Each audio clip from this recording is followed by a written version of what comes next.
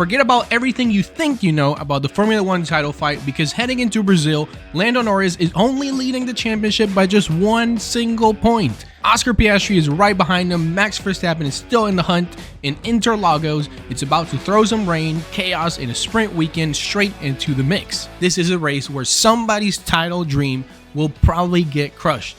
Somebody else's becomes the favorite overnight. And I'm not picking drivers, it could be any of the three, but one of these is probably going to be crushed this weekend. What's up, guys? My name is Mars, and welcome back to another predictions video. Let me know your predictions down below right away before you watch this to see what you truly think, and then we'll compare in the next video, see who got it right. All right, so we're talking Brazil, Interlagos. This is not some regular race over here, some regular race weekend, because the story here isn't just about the race. It's about championships, team dynamics, weather, chaos, home hero moments, and a driver standoff with everything on the line. So here's our setup. Forget about the constructors. McLaren already won that, but going into Brazil, we have something even more interesting because our driver's title is neck and neck. Yes, between Piastri and Norris, but Verstappen creeping in right there, watching them from behind, could also be world champion this year. And I know many of you predict that. So this weekend, we have a lot of opportunity, drama, and surprise. In Brazil, it always loves to deliver all three. So buckle up, because we're going to walk through the track, the format, the big players, the dark horses, the home storyline,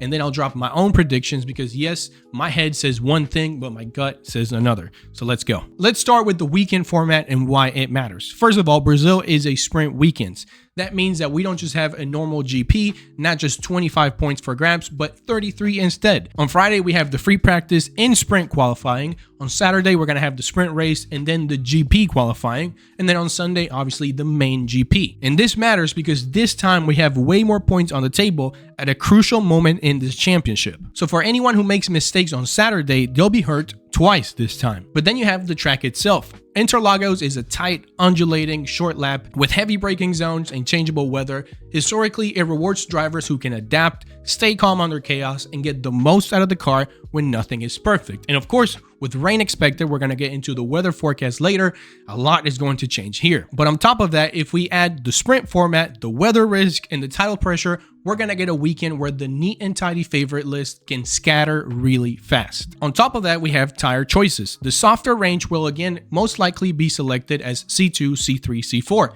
because you don't want to overstress the tires given altitude and braking loads. So strategy will be subtle, but if it rains, strategy goes out the window. So when you hear me say anything can happen in Brazil, I hope you can understand why I'm saying that now. Let's anchor what the headlines are going into this weekend. When it comes to our Drivers' Championship, Norris is leading by 357 points. His teammate Oscar Piastri is just 1 point behind with 356 after losing that lead on our last race weekend. But Max Verstappen in third has 321 points, so he is only 36 behind. Brazil is exactly the kind of track where a weekend where he wins here, maybe both the sprint and the race, and if the McLarens don't perform as well, can definitely swing momentum big time for Verstappen. Red Bull have brought up many upgrades targeted at this kind of track, high braking for altitude and short laps, so I expect them to be dangerous here. And Max, of course, never quits, and if the weekend gets messy, he's going to thrive. If it starts raining, I honestly expect them to do very well. Now, how well, I'll tell you at the end. Let's talk about our Ferrari drivers. Charles Leclerc has shown pace, and the Ferrari package is definitely improving, but Ferrari still aren't quite matching that of McLaren, of course, in a straight line speed or consistency. Then we have Lewis Hamilton, who's been struggling all year long at Ferrari, and Brazil holds a lot of emotional weight for him. That first Ferrari podium is still open, and he's been posting a lot, hoping that he can win here. Of course, we're going to have wet conditions, and wet conditions usually favor veterans. So obviously, Hamilton is going into this weekend with a lot more hope than a regular weekend. With Mercedes, George Russell has taken wins this season, and Mercedes has definitely closed that gap. Brazil is going to offer them a really good chance to push, especially if it rains and the field shuffles. So don't sleep on them, but also if it rains, keep in mind that Kimi Antonelli is a rookie, and just like I said for veterans, it is the exact opposite for rookies. Rookies usually don't do as good on the rain than they would do on dry conditions. And for our midfield and dark horses, keep your eye on Ollie Bearman, who just got a P4 in Mexico. That boost of confidence can definitely translate into Brazil, and we can see some good performance coming out of him. But let's not forget about our home hero, Gabriel Bortoleto here. Racing at home is definitely going to give him that extra motivation here, and hopefully he gets a good performance, because I always root for any rookie. But let's talk about what makes Brazil unique and why it often blows predictions, because let's be honest, I can predict all I want, but we're going to have short laps, lots of rain, a tricky track, high altitude. all of this could go very wrong so quick. Interlagos has short laps, 4.3 kilometers, lots of elevation change, heavy braking zones, curbs, bumps, especially on the inside lines. And when you add a sprint format, the fastest laps often happen early and when the track evolves. And because our laps are going to be short here and time gaps shrink, opportunities are going to multiply. Let's do Weatherman Mars. Let's talk about the weather for a weekend in Brazil. Definitely fear the rain here. Interlagos is notorious for quick storms. This weekend's forecast shows storm risk on Friday, potentially heavy rain on Saturday, and probably drier on Sunday, but still some rain here and there.